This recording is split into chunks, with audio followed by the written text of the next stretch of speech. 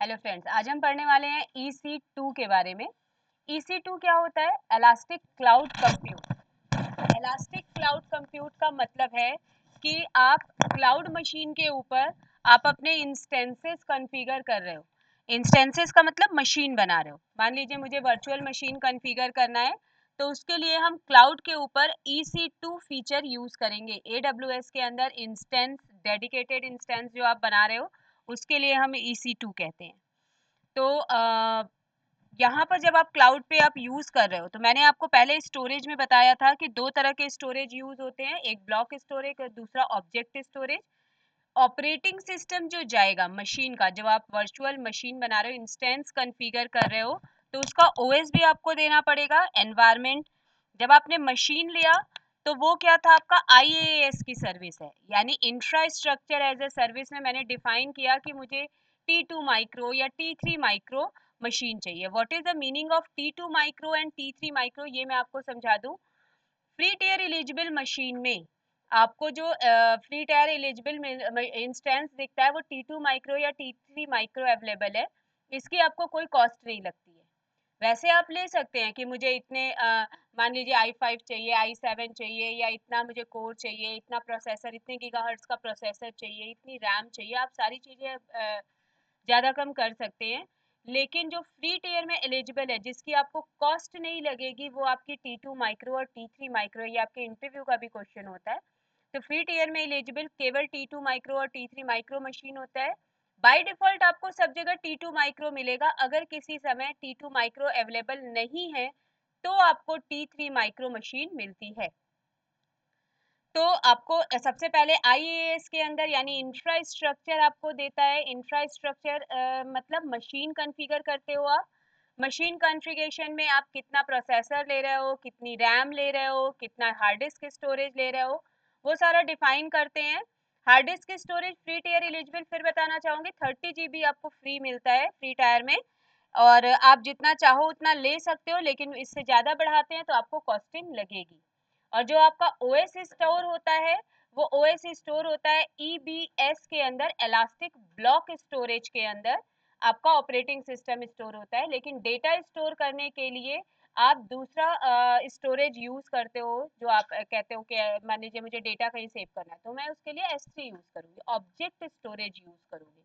तो यहाँ पर भी ऑब्जेक्ट स्टोरेज की तरह आप अदर ड्राइव्स ले सकते हो, लेकिन फिर उसकी आपको कॉस्ट लगेगी। जो फ्री टियर में एलिजिबल है, that is only 30 GB space.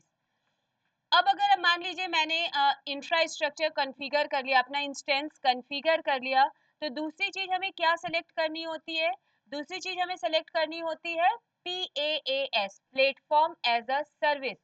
Platform as a service का मतलब एनवायरमेंट है। मुझे विंडोज एनवायरमेंट की मशीन चाहिए, लिनक्स एनवायरमेंट की चाहिए, उबंटू चाहिए, मैक चाहिए।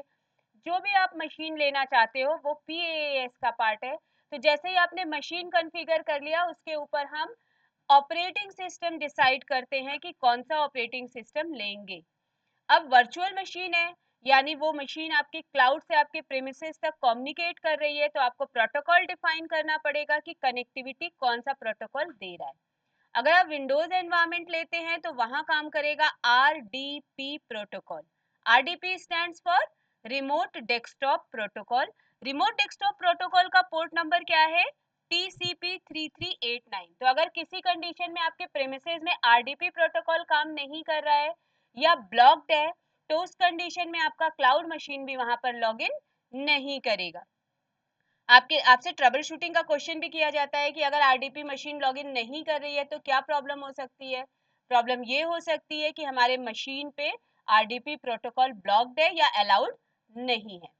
अगर आप लिनक्स मशीन बना रहे हैं, तो उस समय जिस प्रोटोकॉल का हम यूज करेंगे, that is SSH, secure shell protocol, जिसका पोर्ट नंबर 22 होता है। तो एनवायरनमेंट देने के लिए हम SSH प्रोटोकॉल के लिए कोई एक सॉफ्टवेयर यूज करेंगे, क्योंकि विंडोज के एनवायरनमेंट में आप लिनक्स की मशीन लॉगिन कर रहे हो, तो उसके लिए हम कोई सॉफ्टवेयर यूज करेंगे, जस्ट लाइक पुट्टी। तो आपको कोई भी एक एनवायरनमेंट सेलेक्ट करना है कि आप विंडोज की मशीन बना रहे हैं, लिनक्स की मशीन बना रहे हैं, और उसको हम कनेक्टिविटी करके देखेंगे। हम दोनों मशीन कनेक्ट करके देखेंगे। पहले विंडोज देखेंगे और बाद में लिनक्स देखेंगे।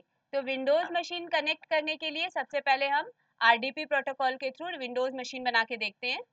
जब भी आप कोई मशीन बनाते हैं तो क्लाउड के ऊपर एक इमेज जनरेट होती है आपके मशीन के लिए, जिसको हम AMI इमेज कहते हैं। सबसे इम्पोर्टेंट आपका होता है, आपसे पूछा जाए अगर कि मशीन कनेक्टिविटी किससे होती है, तो आपका आंसर होगा अमेजॉन मशीन इमेज के थ्रू होती है। तो अमेजॉन मशीन इमेज एक आईडी के थ्रू आपका जो है आपके क्लाउड पे सेव होता है, और उस आईडी के थ्रू ही आपके मशीन में कनेक्ट करके आपका एनवायरमेंट देता है।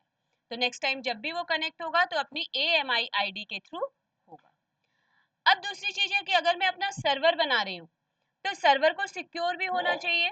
तो अगर आप अपना सर्वर कॉन्फ़िगर कर रहे हैं विंडोज एनवायरनमेंट, मान लीजिए विंडोज एनवायरनमेंट ले रहे हैं या लिनक्स एनवायरनमेंट ले रहे हैं, आपने एक अपना सर्वर कॉन्फ़िगर किया, तो आपके दिमाग में आएगा कि मेरी मशीन सिक्योर कैसे है। जब भी EC2 कॉन्फ़िगर करते हैं आप क्लाउड के ऊपर, तो वो सिक्योर होता है .pem और .pp के फाइल से, और ये की आप खुद जनरेट करते हैं। प्राइवेट की आपके पास होता है और पब्लिक की आपके क्लाउड के पास होता है। जब हम प्राइवेट की को पब्लिक की से मैच कराते हैं तभी हमारी मशीन लॉग इन करती है। जब भी कोई आप मशीन बनाते हैं तो बाय डिफॉल्ट क्या वो एक सिक्योरिटी ग्रुप का मेंबर बनती है। यहाँ पर ध्यान दिला दो कि सिक्योरिटी ग्रुप जस्ट लाइक अ फायरवॉल, एक फायरवॉल की तरह काम करता है। ये सारी आपकी डिटेल्स थी EC2 सर्विस के अंदर, फीचर्स के अंदर। तो मैं इसको आपको प्रैक्टिकल करके दिखाती हूँ कि कैसे हम एक विंडोज मशीन लॉग इन करेंगे अपने सर्वर पे। जैसे अभी मेरी मशीन क्या चल रही है, विंडो 10 चल रही है। तो विंडो 10 के ऊपर अगर आप विंडोज सर्वर की मशीन लेना चाहते हैं तो वो कैसे कॉन्फ़िगर होगा, उसके स्टेप्स नोट डाउन करिए। सबसे पहले सर्विसेज पे जाके आप लिखेंगे EC2, सर्विसेज के ऊपर जाके EC2 टाइप करिए, तो यहाँ पर आपको दिख जाएगा EC2 feature, elastic cloud compute EC2 feature आपको दिख जाएगा। सर्विसेज के अंदर हम EC2 डालेंगे। जैसे ही आप EC2 पे क्लिक करते हैं एक विजार्ड खुल के आपके पास आएगा, जहां पर आपको लॉन्च इंस्टेंस का ऑप्शन दिखाई दे रहा है। मैंने आपको बताया था AWS के अंदर वर्चुअल मशीन को हम इंस्टेंस कहते हैं। तो लॉन्च इंस्टेंस पे जाइए, लॉन्च इंस्टेंस पे आप क्लिक करेंगे तो फिर से एक विजार्ड खुल के आएगा, जहां से आप डिसाइड करेंगे कि आपको कौन सी मशीन किस एनवायरनमेंट में बनानी है। तो सबसे पहले हम यहाँ मशीन का नाम देते हैं। मान लीजिए मैंने दिया सर्वर M1 मशीन। मशीन का कोई भी आप नाम रख सकते हैं। फिर आपको बताना है कि आप किस एनवायरनमेंट में मशीन बनाना चाहते हैं। मैंने आपसे कहा कि पहले आपको विंडोज एनवायरनमेंट दिखा रही हूँ, वैसे आप यहाँ पर देख सकते हैं environment Amazon Linux, Mac OS, Ubuntu, Windows, Red Hat, SUSE Solaris, बहुत सारे ऑपरेटिंग सिस्टम्स आपको दे रखे हैं जो आप यहाँ पर यूज कर सकते हैं। फिलहाल मैं विंडोज की मशीन आपको कनेक्ट करके दिखा रही हूँ। तो जैसे ही आप विंडोज का लेंगे, यहाँ पर देखिए साइड में डिटेल आपको दिखा रहा है कि माइक्रोसॉफ्ट विंडोज सर्वर 2022 आपको बाय डिफॉल्ट दे रहा है, और यहाँ पर दे रहा है virtual machine type T2 micro. मैंने आपसे कहा था कि T2 माइक्रो और T3 माइक्रो आपको फ्री टियर एलिजिबल में मिलेगा। बाय डिफॉल्ट आपको T2 माइक्रो दे रहा है, और फायरवॉल के अंदर न्यू सिक्योरिटी ग्रुप करके ये ऐड कर दे रहा है। स्टोरेज में ये आपको दिखा रहा है 30 GB। मैंने आपसे कहा था फ्री टियर एलिजिबल में 30 GB आपको स्टोरेज वॉल्यूम फ्री में मिलता है, इसकी कोई कॉस्ट नहीं लगेगी। तो आपको यहाँ पे सारी डिटेल आपको दिखा रहा है कि फ्री टियर एलिजिबल में T2 माइक्रो या T3 माइक्रो देगा, आपको मशीन 30 GB स्टोरेज देगा। इसके अलावा आपको सारी डिटेल्स आपको दे रहा है कि 100 GB ऑफ बैंडविड्थ इंटरनेट की दे रहा है, 1 GB स्नैपशॉट दे रहा है। ये सारी चीजें फ्री टियर एलिजिबल है, यहाँ पे लिखा हुआ है डिटेल में फ्री टियर एलिजिबल मशीन। तो फ्री टियर में ये सारे फीचर्स आपको मिलते हैं जिनकी आपको कोई कॉस्ट नहीं लगेगी। यहाँ से भी आप देख सकते हैं कि आपको 2022 बेस सर्वर मिल रहा है, लेकिन अगर आप इसके अलावा कोई और ऑपरेटिंग सिस्टम लेना चाहते हैं तो इसको आप ड्रॉप डाउन करिए। यहाँ पे देखिए जिस पर फ्री टायर लिखा हुआ है वो फ्री टायर आपको फ्री टियर में मिलेगा, जिसके ऊपर नहीं लिखा हुआ है वो नहीं मिलेगा। ये सारे आपके पेड है नीचे वाले, ऊपर के सिर्फ ये 4-5 जो दिखा रहे हैं यही फ्री टियर में एलिजिबल है। जैसे ये ग्राफिकल मोड दे रहा है, ये कोर बेस दे रहा है, आपको जो ऑपरेटिंग सिस्टम चाहिए आप ले सकते हैं। फिलहाल हम ग्राफिकल मोड वाला ही ले रहे हैं।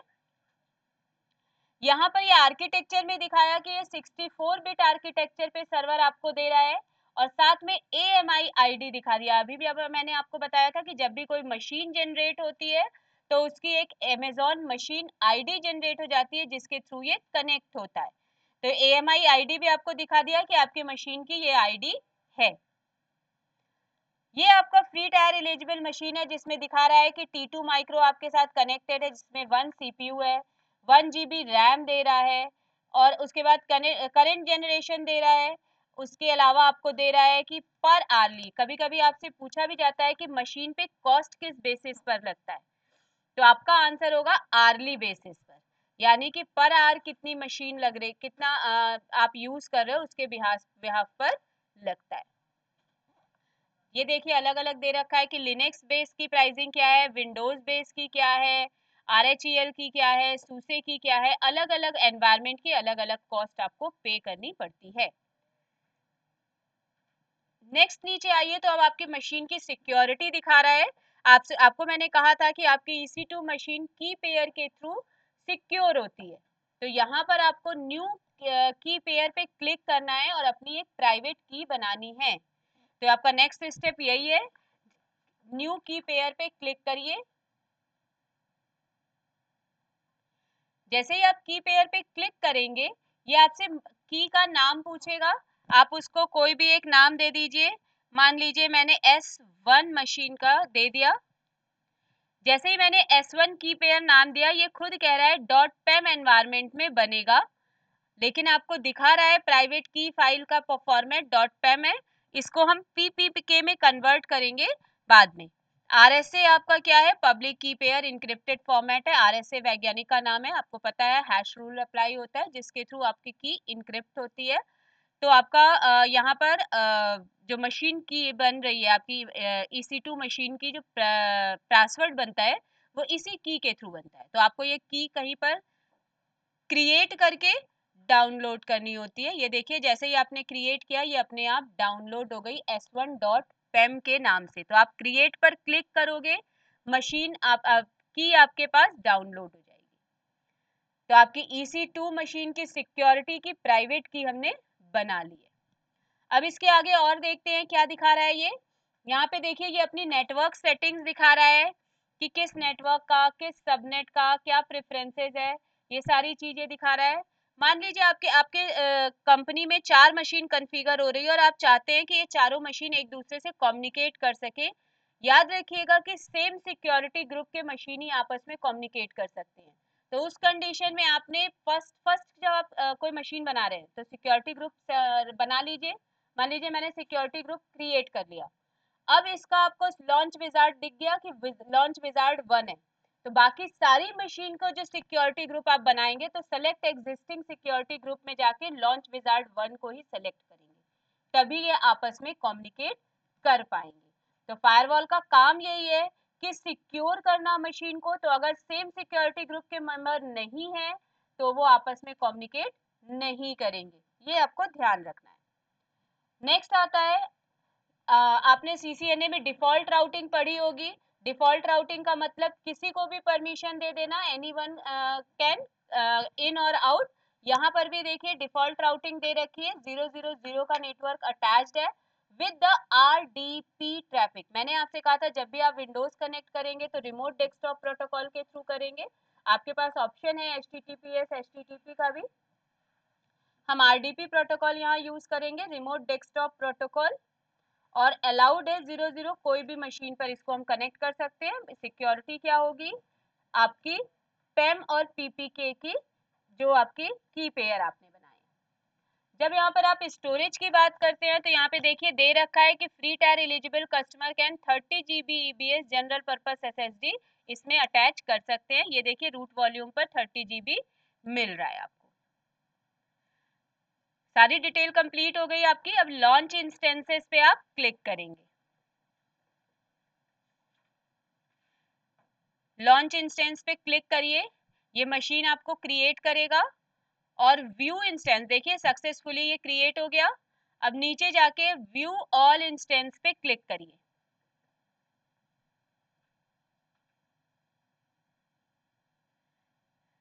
हमारा फर्स्ट स्टेप कंफर्म हो चुका है, यानी हमने मशीन सक्सेसफुली क्रिएट कर ली है। अभी ये पेंडिंग दिखा रहा है, थोड़ी देर में रनिंग दिखा देगा। जैसे ही आपकी मशीन रनिंग होगी, फिर हम अपने फिजिकल मशीन पर इस मशीन को कनेक्ट करके आपको दिखाएंगे। तो यहाँ पर देखिए रनिंग आ गया है, यानी फर्स्ट स्टेप आपका कंप्लीट हो गया। अब इस मशीन पर नेक्स्ट स्टेप क्या है, कनेक्ट कैसे करें हम अपनी वर्चुअल मशीन को। तो कनेक्ट करने के स्टेप्स नोट डाउन करिए। सबसे पहले जो मशीन आपको दिखा रहा है, इसको आपको सेलेक्ट करना है, यहाँ पर चेक मार्क करिए।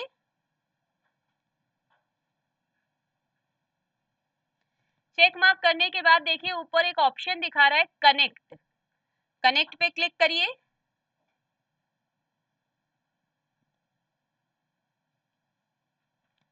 जैसे ही आप कनेक्ट पे क्लिक करेंगे, ये देखिए मैंने आपसे कहा था Windows machine connect through the RDP, तो आरडीपी क्लाइंट मशीन पर आप क्लिक करोगे। आरडीपी क्लाइंट पे जैसे ही आप कनेक्ट करेंगे, ये आपसे खुद कहेगा कि रिमोट डेस्कटॉप की फाइल को डाउनलोड कर लीजिए। यही आपकी फाइल है जो आपको परमिशन देगी आपके फिजिकल मशीन पर आपके क्लाउड मशीन को कनेक्ट करने के लिए। तो सबसे पहले हम रिमोट डेस्कटॉप फाइल को डाउनलोड करेंगे।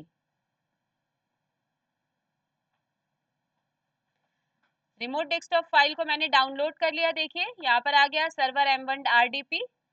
अब नीचे आके इस पर हम अपना पासवर्ड जनरेट करेंगे। मैंने आपसे कहा था कि प्राइवेट की को .pem की को हमें PPK से कनेक्ट करना होगा, तब हमारा पासवर्ड जनरेट होगा। तो हम गेट पासवर्ड पे क्लिक करते हैं।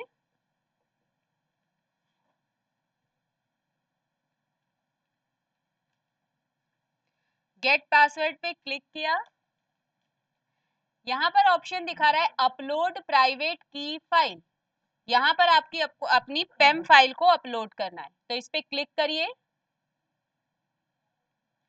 अपलोड प्राइवेट की फाइल पर क्लिक करिए। डाउनलोड्स में देखिए आपको पेम फाइल दिखाएगा, अपनी पेम फाइल सेलेक्ट करिए। मैंने अभी जब की जनरेट की थी तो ये डाउनलोड हो गई थी, तो हमने डाउनलोड पे .s1.pem को ओपन कर लिया, सेलेक्ट करके सेलेक्ट किया और ओपन कर लिया। जैसे ही आपने ओपन किया, इंक्रिप्टेड फॉर्मेट में आपकी प्राइवेट की आ चुकी है। इसको डिक्रिप्ट करेंगे, पासवर्ड डिक्रिप्ट पासवर्ड पे क्लिक करना है नेक्स्ट स्टेप में। डिक्रिप्ट पासवर्ड पे क्लिक करते ही आपकी प्राइवेट की और पब्लिक की मैच होके आपका पासवर्ड यहाँ पर बन चुका है। आपको कॉर्नर में देखिए ऑप्शन दिखा रहा है कॉपी पासवर्ड क्लिपबोर्ड का, आप इस पर क्लिक कर दीजिए, आपका पासवर्ड कॉपी हो जाएगा। जैसे ही आपने पासवर्ड कॉपी कर लिया, अब हम इसे अपने फिजिकल मशीन पर कनेक्ट करते हैं। तो फिजिकल मशीन पर आ जाते हैं। हमने सर्वर M1 RDP फाइल को डाउनलोड किया था उस समय, वो फाइल यहाँ दिख रही है आपको। तो हम सर्वर M1 फाइल पर क्लिक करते हैं, कनेक्ट पर क्लिक करिए। ये आपका एडमिनिस्ट्रेटर का पासवर्ड पूछ रहा है, अभी अभी हमने पासवर्ड कॉपी किया था, उसे पेस्ट कर दीजिए। पेस्ट करने के बाद ओके कर दीजिए। ये देखिए ये आपको रिमोट डेस्कटॉप की इंफॉर्मेशन दे रहा है। अब यस कर दीजिए इसको। यस करते ही आपकी सर्वर मशीन आपके फिजिकल मशीन पर ओपन हो जाएगी। ये देखिए सर्वर एनवायरनमेंट आपके पास आ गया।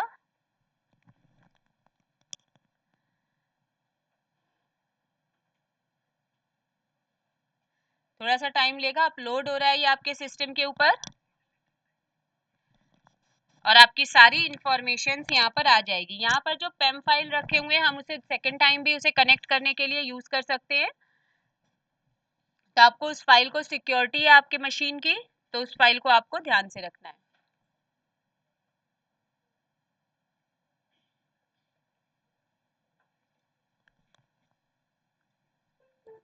देखिए आपका सर्वर मशीन आ गया आपके सिस्टम के ऊपर। यहाँ पर अभी थोड़ी देर में आपको सारी इंफॉर्मेशन ड्रॉ कर देगा कि ये क्लाउड का कौन सी AMI मशीन है, आईडी क्या है, उसकी पब्लिक IP क्या है, सारी डिटेल्स आपके ऊपर आ जाएगी, जिसको आप अपने रिक्वायरमेंट के अनुसार यूज कर सकते हैं।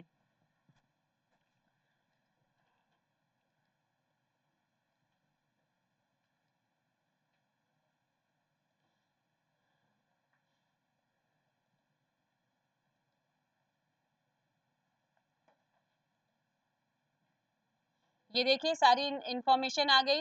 होस्ट नेम आपकी मशीन का क्या है, इंस्टेंस आईडी क्या है, प्राइवेट आईपी एड्रेस क्या है, पब्लिक आईपी एड्रेस क्या है, इंस्टेंस की साइज T2 माइक्रो है, अवेलेबिलिटी जोन कौन सा है, मैंने आपको पढ़ाया था अवेलेबिलिटी जोन और रीजन, वो यहाँ पर है आपका। टोटल मेमोरी 1 GB की दिखा रहा है, ठीक है। नेटवर्क कनेक्टिविटी इस समय लो टू मॉडरेट काम कर रही है। तो इस तरह से आपकी पूरी मशीन की इंफॉर्मेशन आपके पास यहाँ पर आ चुकी है, जिसके ऊपर आप अपना काम कर सकते हैं।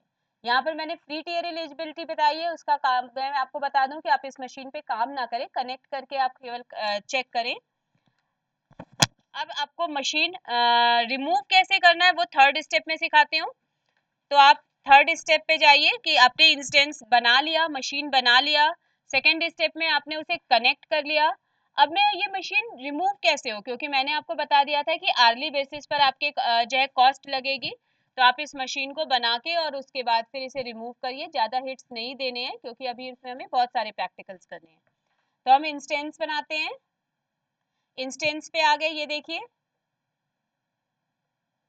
जहां पर आप थे वहां पर आपको केवल इंस्टेंस पे क्लिक करना है। ये देखिए EC2 के अंदर इंस्टेंस दिखा रहा है, इस इंस्टेंस पे क्लिक करिए, आप उस लोकेशन पे आ जाएंगे जहां पर आपकी मशीन बनी हुई है।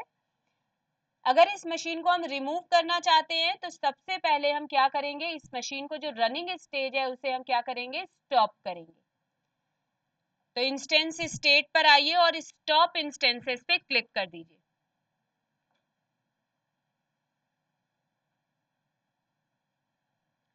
जैसे ही आप स्टॉप इंस्टेंसेस पे क्लिक करेंगे मशीन स्टॉप हो जाएगी। ये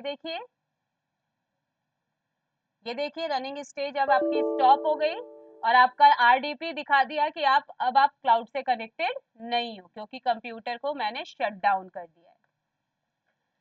अब उसके बाद इंस्टेंस स्टेट पे दोबारा जाइए और लास्ट में लिखा हुआ है टर्मिनेट इंस्टेंस। जब आप अभी आपकी मशीन केवल स्टॉप है, आप चाहें तो दोबारा उसे कनेक्ट कर सकते हैं। फिलहाल मुझे इस मशीन को अब नहीं चाहिए तो मैं इसे डिलीट कर रही हूँ, यानी टर्मिनेट कर रही हूँ। तो टर्मिनेट इंस्टेंस पे जाइए और याद रखिएगा इंस्टेंस हमेशा पहले स्टॉप करेंगे बाद में टर्मिनेट करेंगे, रनिंग कंडीशन में टर्मिनेट नहीं करेंगे, वरना वो 24 आवर्स के लिए ऑन रह जाएगी। तो मैंने इसे टर्मिनेट कर दिया। ये देखिए इंस्टेंस टर्मिनेट हो गया।